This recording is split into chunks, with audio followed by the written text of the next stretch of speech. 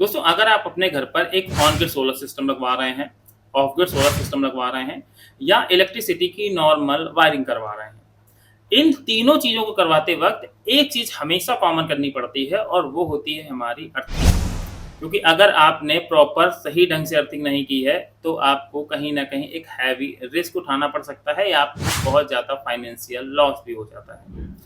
और आज की डेट में जो ऑन ग्रिड सोलर सिस्टम लग रहे हैं, इन सोलर सिस्टम्स में अर्थिंग कर रही जाती है। पर कई बार ऐसा होता है कि इंस्टॉलर को या तो नहीं पता है कि सही अर्थिंग कैसे करनी है, या तो वेंडर पैसे बचाने के चक्कर में आपके यहाँ सही अर्थिंग नहीं करता या नंबर ऑफ अर्थिंग सही नहीं रखता। तो ऐसे में उनका कोई लॉस नहीं होता। नॉर्मल डेज में तो जो हल्का-फुल्का करंट है वो इधर-उधर से पास हो जाएगा, पर अगर कभी हैवी इलेक्ट्रिकल फ्लो या करंट फ्लो आता है, तो उस कंडीशन में या तो आपका सोलर पैनल डैमेज होगा या तो इन्वर्टर डैमेज होगा या आपके अप्लायंसेस डैमेज हो जाएँगे। तो अगर आप इन सभी डैमेज से बचना चाहते हैं, तो आज के इस वीडियो में मैं आपको अर्थिंग से रिलेटेड पीएचडी करवाने वाला हूँ। क्योंकि इस वीडियो में मैं आपको अर्थिंग की वो पूरी नॉलेज दे दूँगा, जिसको अगर आप कुछ देर समझने का प्रयास करते हैं, तो यकीन मानिएगा कि आपको अर्थिंग जैसे टॉपिक पर या अर्थिंग इंस्टॉलेशन के ड्यूरेशन पर कोई भी मूर्ख नहीं बना सकता, कोई भी नहीं घुमा सकता कि उसने सही अर्थिंग की है।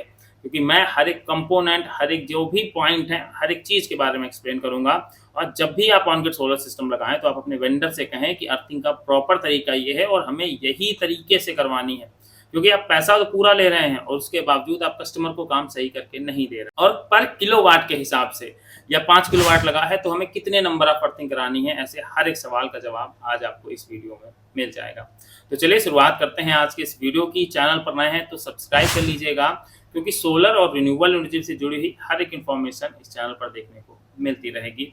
और वीडियो अच्छा लगे तो लाइक करिएगा और अपने दोस्तों को शेयर करिएगा, क्योंकि ऑन ग्रिड का वो सिनेरियो चल रहा है जहां हर दूसरे और तीसरे घर में on grid solar system install हो रहे हैं और अर्थिंग जैसे कामों में वेंडर काफ़ी बड़ी रकम आपकी जो ले रहे हैं और अपने पास सेव करके सुरक्षित रख रहे हैं और आपको अच्छा काम करके नहीं दे रहे हैं। तो सबसे पहले कुछ कॉमन सवाल, उसके बाद एक-एक करके उन्हीं टॉपिक्स पर बात करेंगे। मैं पहले ओवरव्यू दे देता हूँ वीडियो का कि अर्थिंग क्यों ज़रूरी है, हमें अर्थिंग करवानी चाहिए या नहीं करवानी चाहिए, ये एक सही इन्वेस्टमेंट है या नहीं है। इसके साथ ही हमें कितनी अर्थिंग करवानी चाहिए, क्योंकि एसी की अलग अर्थिंग होगी, डीसी की अलग होगी, एलए की अलग अर्थिंग होगी और इनके नंबर भी अलग-अलग होते हैं। डिपेंड करता है कि आपके सोलर प्रोजेक्ट का जो साइज़ है वो कितना बड़ा है। इसके बाद नॉर्मल अर्थिंग करवाएँ या हम लोग केमिकल अर्थिंग करवाएँ। इन दोनों के बीच एक्चुअल डिफरेंस क्या है और कौन-सा ज़्यादा फ़ायदे का सौदा होता है, उसके बारे में बताएँगे। और अर्थिंग में जो वैल्यू निकल कर आती है 1 ओम, 2 ओम, 3 ओम, 5 ओम, एक सही वैल्यू क्या होती है एक सही अर्थिंग की। क्योंकि अर्थिंग का हर एक पॉइंट इम्पोर्टेंट है और इसको अगर सही से किया जाए तो ये आपके लाखों रुपए बचा सकती है और गलत होने पर बर्बाद भी कर सकती है, कोई शक नहीं है इसमें। तो सबसे पहले समझते हैं कि अर्थिंग क्यों ज़रूरी है, हम क्यों अर्थिंग करवाएँ। तो इसको समझने का एक बहुत ही आसान तरीका है। मान लीजिए आप एक कोई मकान बनवाते हैं, मकान बनवाकर आपने उस पर छत डलवा दी। छत डलवाने के बाद जैसे मान लीजिए कभी-कभी हल्का पानी बरसता है, तो वो पानी अगर आपने उसमें ड्रेनेज होल या पाइप लगाकर नहीं रखे हैं, तो वो पानी इधर-उधर से आपका बह जाएगा, आपको बहुत ज़्यादा डैमेज नहीं होगा। पर दीवारें तो ज़रूर डेफ़िनेटली मॉइस्चर अपना एब्ज़ॉर्ब करेंगी, जिससे आपका प्लास्टर, पुट्टी और पेंट खराब होगा। पर बाय डिफ़ॉल्ट अगर कभी हैवी रेनफ्लो होता है और उस कंडीशन में आपने ड्रेनेज होल या सही से प्रॉपर सिस्टमैटिक पानी निकलने के पाइप नहीं दिए हैं, तो ऐसी कंडीशन में या तो आपकी छत खराब हो जाएगी और दूसरी इंपॉर्टेंट चीज़ कि वो पानी आपके घर के अंदर ही आएगा, जिससे आपके महंगी चीज़ें, महंगे कपड़े, महंगे अप्लायंसेस खराब हो जाएंगे। सेम यही चीज़ सिमिलर होती है एक सोलर प्लांट में अर्थिंग की। क्योंकि अगर नॉर्मल करंट फ्लो इधर-उधर हल्का-फुल्का होता है, तो वो कहीं न कहीं बाईपास हो जाता है। पर जब कभी-कभी हैवी इलेक्ट्रिकल फ्लो आता है, बिजली गिरती है, थंडर आते हैं, तब ऐसी कंडीशन में या तो वो बिजली आपके सोलर पैनल तबाह कर देगी या आपका इन्वर्टर खराब कर देगी या आपके अप्लायंसेस तबाह कर देगी। तो ऐसी कंडीशन में हम लोगों को अर्थिंग बहुत ज़रूरी है। तो आई थिंक इस एग्ज़ाम्पल से आपको समझ में आ गया होगा कि अर्थिंग का महत्व क्या होता है एक सोलर सिस्टम के अंतर्गत। अब बात करते हैं अर्थिंग के टाइप्स के बारे में। दोस्तों, अर्थिंग के देखे जाए तो सिर्फ 2 टाइप्स होते हैं, एक होती है नॉर्मल अर्थिंग और एक होती है हमारी केमिकल अर्थिंग।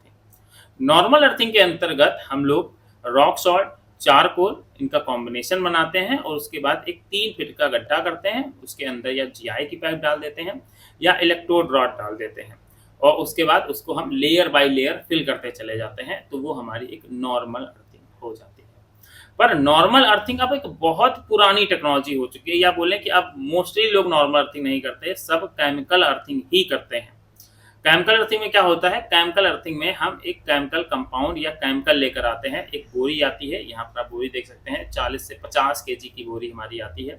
ये केमिकल का मिक्सचर होता है, इसके अंदर रॉक सॉल्ट होता है, चारकोल होता है और इसके एंटी कोरोजन मिक्सचर बड़ा होता है।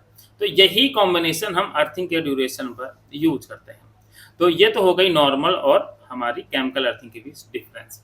पर एक सवाल आता है कि सही अर्थिंग क्या है, एकदम परफेक्ट अर्थिंग जो हम अपनी करवाना चाहें।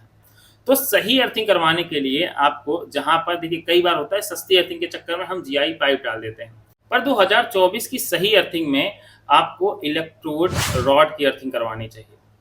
अब एक एक करके पूरे मटेरियल जान लेते हैं अर्थिंग में लगने वाले। एक तो देखिए आपको इलेक्ट्रोड रॉड चाहिए, उसके साथ केमिकल कंपाउंड चाहिए, उसके साथ जीआई फ्लैट चाहिए और इंसुलेटर चाहिए। ये चीजें आपके एक अर्थिंग को सही अर्थिंग बनाती हैं।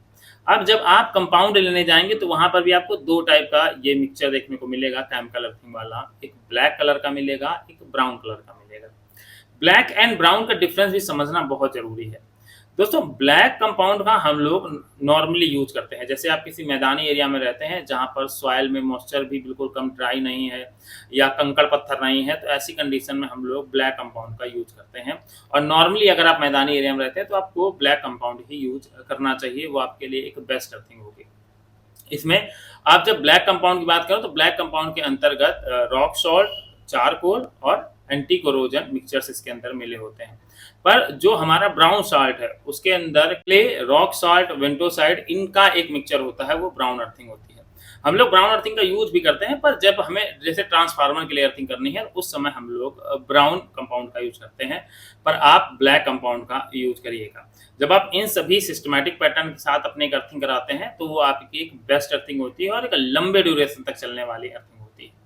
अब बात करते हैं कि अब हमें अर्थिंग करवानी कितनी है, एसी साइड की कितनी अर्थिंग, डीसी साइड की कितनी अर्थिंग और एलए की कितनी अर्थिंग। डीसी साइड की अर्थिंग, डीसी साइड की अर्थिंग में अगर आपका सिस्टम 10 किलोवाट या इससे ऊपर का है तो आपको डीसी साइड में कम से कम 2 अर्थिंग करानी चाहिए। अगर आपका सिस्टम 10 किलोवाट से कम का है तो आप एक अर्थिंग से भी अपना एक अच्छा प्रॉपर काम करवा सकते हैं।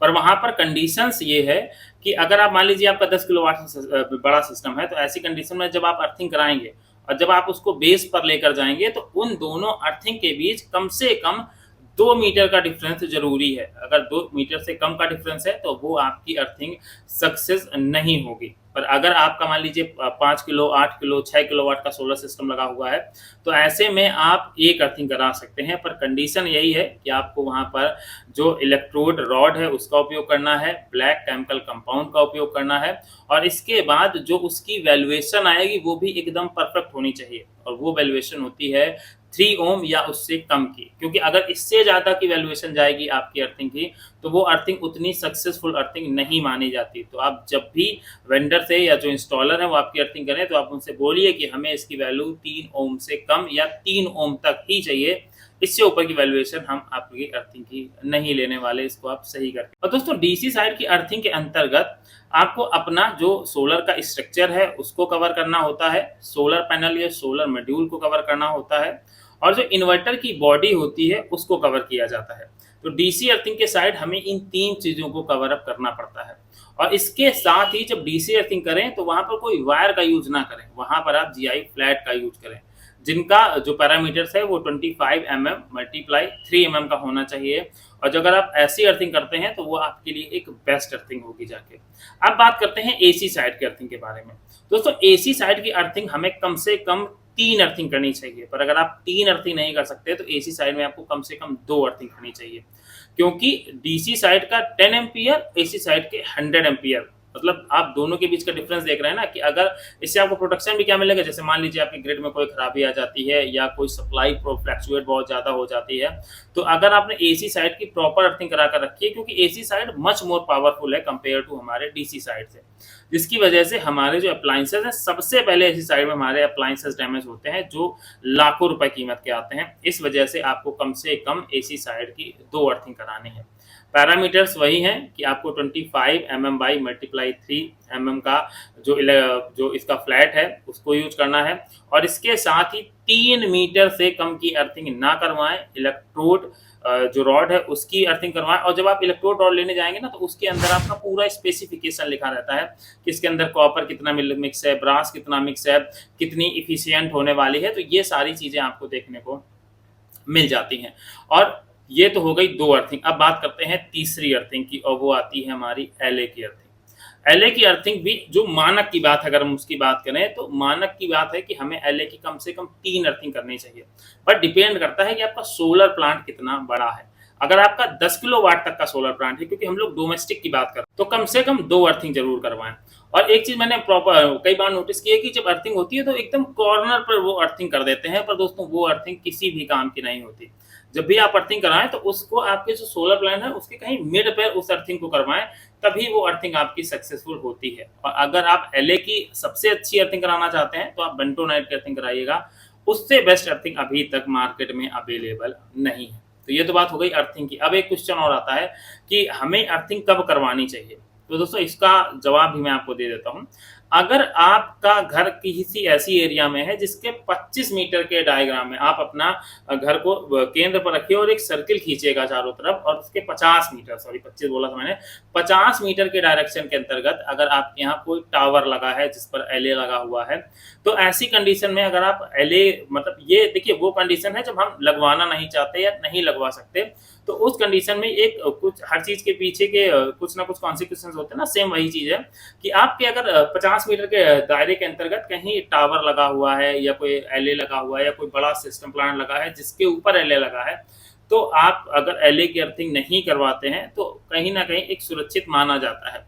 पर कंडीशन यही है कि आपको अर्थिंग जरूर करवानी चाहिए। अगर आप 4-5 लाख या 3 लाख रुपए खर्च कर रहे हैं, वहां पर अगर आप अर्थिंग में 4 से 5 हजार रुपए और खर्च कर देंगे, तो इससे आपका सोलर सिस्टम ही सुरक्षित रहेगा और आप अपने पैसों की बचत कर पाएंगे। तो दोस्तों ये थी वो पूरी नॉलेज अर्थिंग के बारे में कि एसी डीसी एलए की कितनी अर्थिंग करानी चाहिए, केमिकल अर्थिंग या नॉर्मल अर्थिंग, दोनों में क्या क्या तरीके होते हैं, मैंने सब इस वीडियो में आपके सामने एक्सप्लेन किया।